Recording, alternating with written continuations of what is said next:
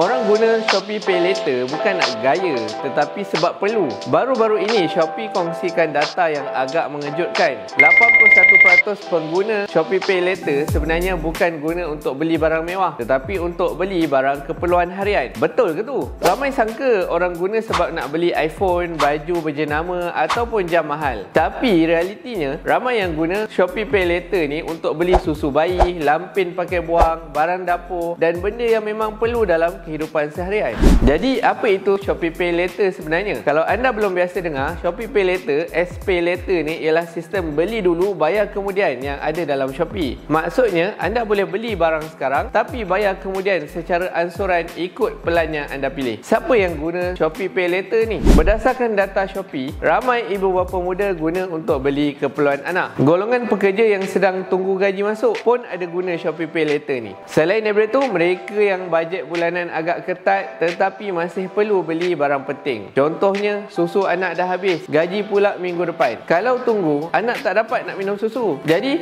guna Shopee Pay Later, beli dulu, bayar kemudian. Jadi, Shopee Pay Later ni bagus ke? Jawapannya bergantung kepada cara anda guna. Kalau guna dengan betul dan berdisiplin, memang sangat membantu. Untuk kecemasan, untuk keperluan mendesak, untuk bantu urus aliran tunai bila duit agak ketat, bagus guna Shopee Pay Later ni. Tetapi kalau anda guna untuk beli benda-benda yang tak penting, contoh macam kasut mahal atau gadget baru, padahal yang lama masih lagi elok, ia boleh jadi beban. Kalau tak bayar ikut masa, akan dikenakan caj faedah dan penalti. Kenapa isu ni penting? Sebab ramai orang salah faham. Bila nampak orang guna Shopee Pay Later, terus cakap, alah berhutang sebab nak menunjuk. Kalau tak mampu, jangan beli. Patut tak payah guna pun Shopee Pay Later ni. Padahal ramai yang guna sebab terpaksa, bukan suka-suka. Kos sara hidup semakin tinggi, gaji pula tak naik banyak. Tanpa kemudahan macam ni, ramai yang mungkin akan jadi lebih tertekan. Jadi, kesimpulannya, Shopee Pay Later ni bukanlah tentang gaya hidup mewah semata-mata. Untuk ramai orang, ini juga adalah soal kehidupan dan keperluan. Bukannya semata-mata nak menunjuk-nunjuk. Cumanya, anda kena pastikan anda guna dengan bijak. Jangan sampai terbeban disebabkan hutang.